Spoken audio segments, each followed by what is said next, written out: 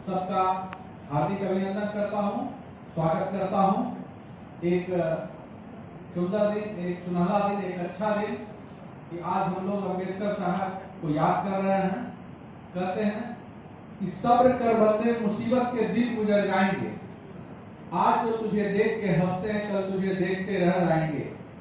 त्याग दे सब ख्वाहिशें कुछ अलग करने के लिए, क्योंकि अम्बेडकर साहब ने भी बहुत कुछ खोया बाबा साहब बनने के लिए। बाबा साहब भीमराव अम्बेडकर जो थे, उन्हें संविधान निर्माता, संविधान के शिल्पकार के लिए जाना जाता है। हालांकि किसी एक चीज में उन्हें जोड़ना सही नहीं होगा। उन्होंने उस समय जो भारत की परिस्थितियां थी उसके अनुकूल उन्होंने जो कुरीतियां थी उनको मिटाने का कार्य किया, और जो स्त्री शिक्षा है, बालिका शिक्षा है, उस पर बहुत ही जोर दिया। बहिष्कृत हितकारी सभा की स्थापना की।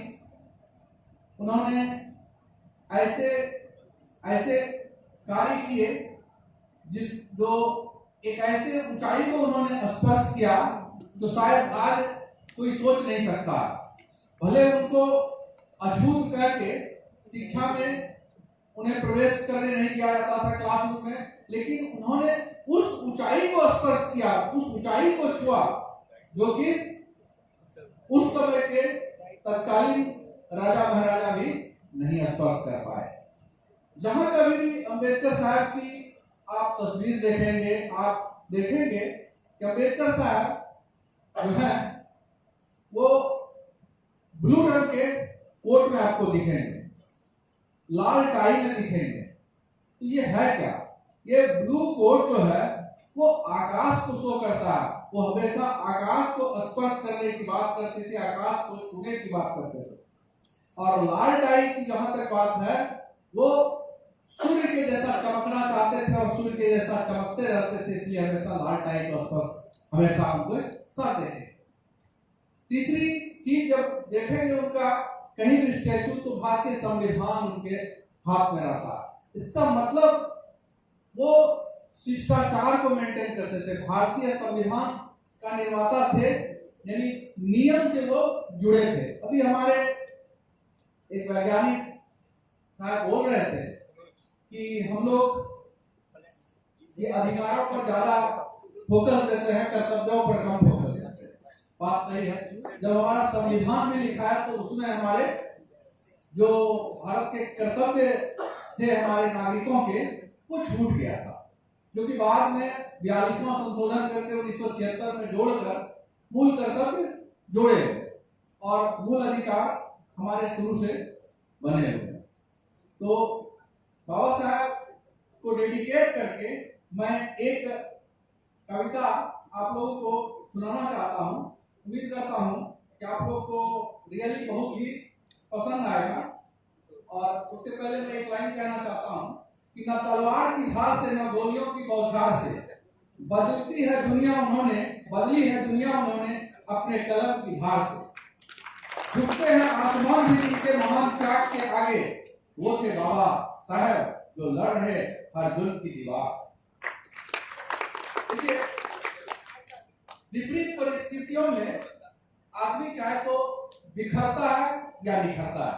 तो उनके पास भी दो ऑप्शन थे, चाहे तो बिखर जाते, लेकिन उन्होंने ऐसा नहीं किया, बिखरे। उनके लिए एक और पंक्ति कहना चाहता हूं कि जो पानी से नहाएगा वो लिबास बदल सकता है, लेकिन जो पसीने से नहाएगा वो इतिहास बदल सकता है। और उन्होंने इतिहास को बदला। शिक्षा के लिए उन्होंने कहा कि शिक्षा वो शेरनी का दूध है जिसने जितना पिया उतना दहाड़ा। तो हमारे जो यहाँ पर छात्रगण बैठे हुए हैं उनके पास असीम संभावना है। कहीं भी वो जा सकते हैं, कहीं भी उड़ सकते हैं। हर स्टूडेंट में वो क्षमता है, केवल अपनी क्षमता का सही प्रयोग करें तो वो भी बाबा साहब को अगर स्पर्श नहीं करते तो कम से कम उनके मूल्यों को अगर हम लोग अपने जीवन में उतारने का प्रयास करें तो काफी ऊंचाई पर हम लोग भी पहुंच सकते हैं। तो उनको डेडिकेट करते हुए एक कविता में कहना चाहता हूं कि मुट्ठी में कुछ सपने लेकर भरकर जेबों में आशाएं, मुट्ठी में कुछ सपने लेकर भरकर जेबों में आशाएं, दिल में है अरमान यही कुछ कर जाए। सूरज सा तेज नहीं मुझ में, दीपक सा जलता देखोगे, अपनी हद रोशन करने से तुम मुझको कब तक रोकोगे, मैं उस माटी का वृक्ष नहीं जिसको नदियों ने सींचा है, पत्थर बंजर माटी में पलकर मैंने मृत्यु से जीवन खींचा है। मैं पत्थर पर लिखी इबारत को शीशे से कब तक तोड़ोगे, मिटने वाला मैं नाम नहीं, तुम मुझको कब तक रोकोगे। इस जग में जितने जुर्म नहीं उतने सहने की ताकत है, कानों के शोर में भी सच कहने की आदत है। मैं सागर से भी कह रहा हूँ, तुम कितने कंकड़ फेंकोगे, चुन चुन कर आगे बढ़ूंगा मैं, तुम मुझको कब तक रोकोगे। झुक झुक कर खड़ा हुआ हूँ, अब फिर झुकने का शौक नहीं, अपने ही हाथों रचा सैन, अब मिटने का खौफ नहीं। तुम हालातों की भट्टी में जब भी मुझको झोंकोगे, तब कर सोना बनूंगा मैं, तुम मुझको कब तक रोकोगे। Thank you.